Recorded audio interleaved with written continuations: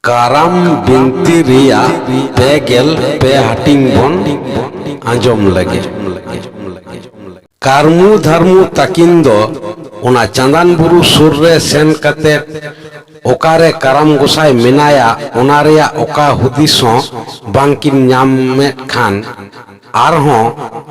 ᱩᱱᱠᱤᱱ ᱫᱚ ᱩᱱᱤ ᱠᱟᱨᱟᱢ ᱜᱚᱸᱥᱟᱭ ᱩᱭᱦᱟᱹᱨ ᱠᱟᱛᱮᱫ ᱚᱬᱦᱮ ᱠᱤᱱ ᱮᱦᱚᱵ ᱠᱮᱫᱟ᱾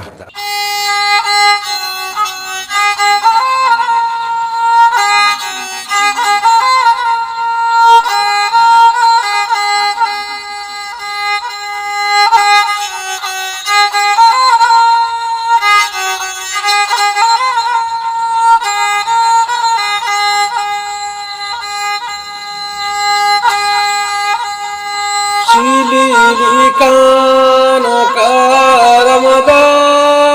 lugmuduri karamalido oka harate bisala olane khan amado gusaili inya marugode oka harate bisala olane khan amado gusaili inya marugode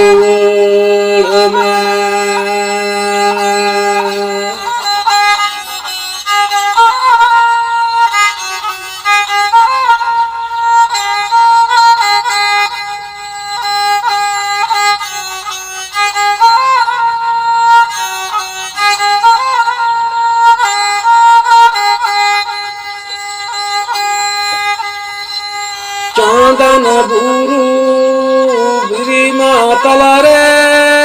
ukare do me nama gosai horodo gosai udu aling me am idili he jakana horodo gosai udu aling me am idili he jakana horodo gosai udu aling me am idili he jakana ᱠᱟᱨᱟᱢ ᱜᱚᱸᱥᱟᱭ ᱠᱟᱨᱢᱩ ᱫᱷᱟᱨᱢᱩ ᱛᱟᱹᱠᱤᱱᱟᱜ ᱚᱱᱟ ᱚᱬᱦᱮ ᱟᱲᱟᱝ ᱟᱸᱡᱚᱢ ᱠᱟᱛᱮᱫ ᱟᱫᱚ ᱴᱷᱤᱠ ᱵᱟᱝᱮ ᱛᱟᱦᱮᱸ ᱫᱟᱲᱮᱭᱟᱫᱟ᱾ ᱱᱚᱛᱮ ᱛᱷᱩᱨᱩᱫ ᱛᱷᱩᱯᱩᱫ ᱦᱟᱲᱟᱢ ᱪᱤᱱᱛᱟᱹᱭ ᱵᱷᱮᱡᱟ ᱞᱮᱫᱮ ᱩᱱᱤ ᱵᱚᱸᱜᱟ ᱦᱚᱸ ᱨᱩᱣᱟᱹᱲ ᱥᱮᱱ ᱠᱟᱛᱮᱫ ᱠᱟᱨᱟᱢ ᱜᱚᱸᱥᱟᱭᱮ ᱢᱮᱛᱟᱭ ᱠᱟᱱᱟ, ᱜᱚᱸᱥᱟᱭ ᱩᱱᱠᱤᱱ ᱠᱟᱨᱢᱩ ᱫᱷᱟᱨᱢᱩ ᱛᱟᱹᱠᱤᱱ ᱥᱩᱨ ᱨᱮ ᱥᱮᱱ ᱠᱟᱛᱮᱫ ᱩᱱᱠᱤᱱ ᱠᱩᱞᱤ ᱮᱴᱮᱡ ᱠᱟᱛᱤᱧ ᱵᱩᱡᱽ ᱧᱟᱢ ᱠᱮᱫᱟ ᱩᱱᱠᱤᱱ ᱫᱚ ᱪᱟᱸᱫᱟᱱ ᱵᱩᱨᱩ ᱯᱷᱮᱰ ᱨᱮ ᱜᱚᱡ ᱜᱚᱫᱚᱜ ᱟᱹᱠᱤᱱ, ᱮᱱᱦᱚᱸ ᱟᱢ ᱵᱟᱝᱠᱤᱱ ᱤᱫᱤ ᱞᱮᱢ ᱠᱷᱟᱱ ᱩᱱᱠᱤᱱ ᱫᱚ ᱮᱠᱟᱞ ᱜᱮ ᱵᱟᱝᱠᱤᱱ ᱨᱩᱣᱟᱹᱲ ᱥᱮᱱᱚᱜᱼᱟ᱾ ᱜᱚᱸᱥᱟᱭ ᱤᱧ ᱩᱱᱠᱤᱱᱟᱜ ᱦᱟᱨᱠᱮᱛ ᱨᱮᱱᱟᱜ ᱫᱚᱥᱟ ᱧᱮᱞ ᱠᱟᱛᱮᱫ ᱟᱹᱰᱤ ᱫᱩᱠᱤᱧ ᱟᱴᱠᱟᱨ ᱠᱮᱫᱟ᱾ ᱫᱟᱭᱟ ᱠᱟᱛᱮᱫ ᱟᱫᱚ ᱵᱟᱝ ᱵᱤᱞᱚᱢ ᱠᱟᱛᱮᱫ ᱩᱱᱠᱤᱱ ᱥᱟᱢᱟᱝ ᱨᱮ ᱥᱮᱴᱮᱨᱚᱜ ᱢᱮ ᱵᱟᱲᱮ᱾ ᱠᱟᱨᱟᱢ ᱜᱚᱸᱥᱟᱭ ᱫᱚ ᱮᱱᱦᱚᱸ ᱟᱨᱦᱚᱸ ᱱᱟᱥᱮᱱᱟᱜ ᱩᱱᱠᱤᱱᱟᱜ ᱞᱚᱵᱽ ᱞᱟᱞᱚᱪ ᱵᱤᱰᱟᱹᱣ ᱞᱟᱹᱜᱤᱫ te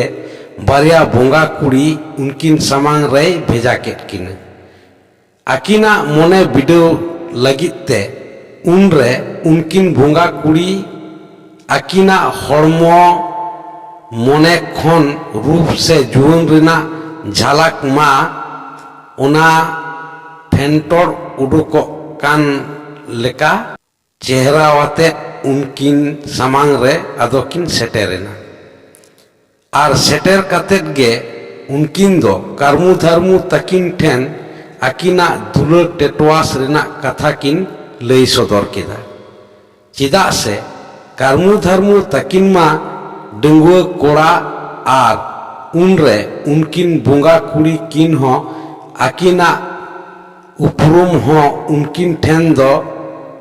ᱰᱟᱺᱜᱩᱣᱟᱹ ᱠᱩᱲᱤ ᱢᱮᱱ ᱛᱮᱜᱮ ᱠᱤᱱ ᱮᱢ ᱠᱮᱫᱟ᱾ ᱚᱱᱟ ᱞᱮᱠᱟᱛᱮ ᱡᱩᱨᱤ ᱥᱩᱛᱟᱹᱢ te unre unkin do chanda katet apnarok reyak ardas hon unkin ᱴᱷᱮᱱ kin doho keda.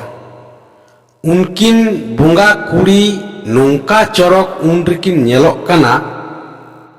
जहां लेकान कोड़ा हपन गई हुई होचोवान से उनी दो उनकिना मोचा खन उडुकोग कान ओना जुरी सिकरीते छांदा कथा आंजम काते एकाल गे उनी दो बांगे लेबदा गिडी दाड़ेयाआ। मु रेकिन हरो आकाद लोलोक ती सुपुरे मेना ताकिन बाजू और जंगारेना हरो बांकी ओह नेलतेमा आडी चरक गिकिन नेलोग काना। कारमु धर्मु ताकिन ठेन आकिना अरदास किन सामांग केद ऑक्तो रस्क सही किन लांदा किदा और आकिना मेनहा सेट कोयो केद खान मोने गोदो काना किन उनी कुनामी चांदो नोआ धरती पुरी रे आया तेरदे बिलेवे ऑक्तो चेत लेका चेहरा नेलोआ आकिन हो उनका गिकिन नेलोग काना। मेनखान कारमु धर्मु ताकिन दो उनकान चेहरा से चोरोकान कुड़ी हपन नेल कातेत हो उनकिना ओना एम चारहाव कथा को देया कातेत सानाम लेकाना लोभ लालच मोने खन साहा गिडी कातेत उन रेहो आकिन दो उनी काराम गोसाई धियाव रेगे मोने दोकिन जोहर दोहो केत ताकिना। उनकिन बुंगा कुड़ी हो उनरे कारमु धर्मु ताकिना उनकान व्यवहार नेल काते आदि आट कुसी अटकार किदा। उनरे आदो आकिना चिन्हप किन एम किदा कारमु धर्मु ताकिन ठेन आलिंग दो आबेन समांग रे जहां अरदास लिंग दोहो लेदा आलिंग दो उनकान कोदोलिंग बांग काना। आलिंग दो नुआ चांदान बुरु रेगेलिंग ताहेना। काराम गोसाया कथा लेकाते आलिंग दो आबेना मोने बिडेव लगी तेगेलिंग हेज लेना। काराम गोसाई आबेना व्यवहार नेल काते आडी कुसियाकाना। चलो एनखान उनी सामांग रेलिंग इदी बेना आदो उनरे